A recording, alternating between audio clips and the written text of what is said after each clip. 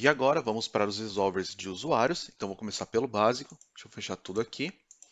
Vamos abrir os resolvers de usuário. Então eu vou dar o import só de usuário aqui. Eu não preciso importar a receita. From aqui models barra usuário. Vou dar aqui o export defull desse meu objeto. E aqui eu já não preciso de nenhum resolver trivial, basicamente, porém eu quero mostrar uma coisinha legal aqui do GraphQL.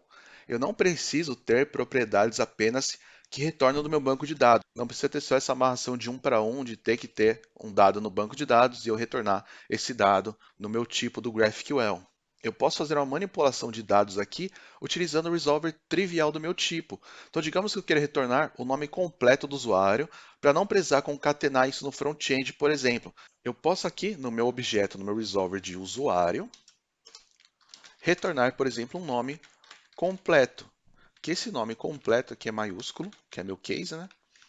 Esse nome completo, o que ele vai receber? Vai receber a consulta do usuário que acabou de ser feita e eu vou retornar aqui para ele. Então, usando o template string aqui, eu vou pegar primeiro o usuário.nome, dou um espaço e depois usuário.sobrenome.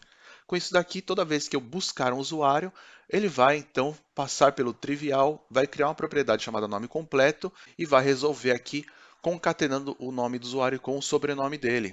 E agora no meu esquema do GraphQL, eu preciso atualizar ele aqui também. Então aqui no meu type usuário, eu posso ter aqui abaixo do sobrenome, posso ter um nome completo aqui, que vai ser uma string também. E aqui vamos só acertar umas coisinhas que eu não coloquei nenhuma obrigatoriedade nos dados aqui. Eu vou colocar então no nome, no sobrenome, no e-mail e na senha. E aqui no input a mesma coisa, eu não posso criar um usuário sem esses dados aqui. Pronto, agora tudo certo nesse esquema. Aqui nos resolvers também, tudo certo para o meu resolver trivial. Agora vamos para a nossa query. E aqui na nossa query só temos uma, que no caso é para retornar o próprio usuário. E esse usuário, então, vai receber essa função. O parent eu não preciso para nada. Vou desestruturar o ID dos argumentos. E aqui a mesma coisa de receita, só que usando o usuário. No usuário eu vou pegar um find by ID e retorno o usuário com esse ID. E depois nós temos as mutations.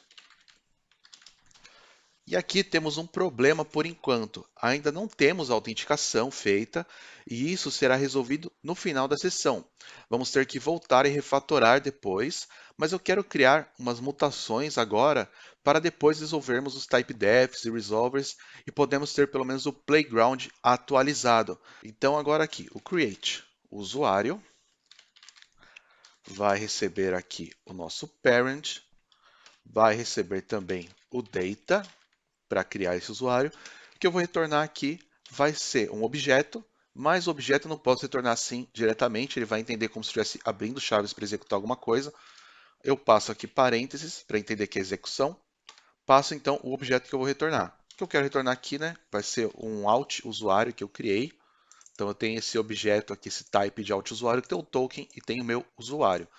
Então para o token eu vou passar só aqui uma string com token, não temos o token ainda. E para o usuário, então eu vou dar um usuário.create, passando o data aqui. Então esses dados que eu vou criar. Depois temos um update de usuário, que aqui eu vou pegar o parent, vou pegar o ID, o data, e o que eu quero fazer aqui é um usuário.find one and update, então eu quero atualizar, passando o ID, os dados dele e falando que eu quero retornar os dados novos, não os dados antigos antes da atualização. E por último, tenho aqui o meu login, que eu vou receber a função com o meu parent. Aqui eu vou desestruturar e-mail e a senha que foram enviados.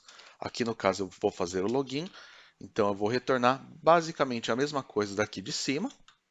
Eu preciso retornar um token e um usuário, porém o usuário eu não vou criar e aqui eu não posso dar o find one by ID. Eu tenho aqui um outro método find one que eu posso passar aqui um filtro, alguns dados, para eu bater lá no meu banco de dados e saber qual usuário pegar. Isso aqui não precisa ser necessariamente o ID, pode ser qualquer outro dado. No caso, a gente vai utilizar o e-mail.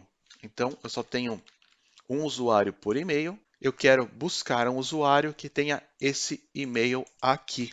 E eu posso salvar. E pronto, temos todos os nossos resolvers de ambas as coleções e está tudo pronto para fazermos o merge de todas as queries, mutations e tipos para criarmos uma base para o GraphQL, saber o que fazer e com isso teremos o nosso playground atualizado, mostrando todas as queries, todos os tipos, mutations e tudo documentado para nós.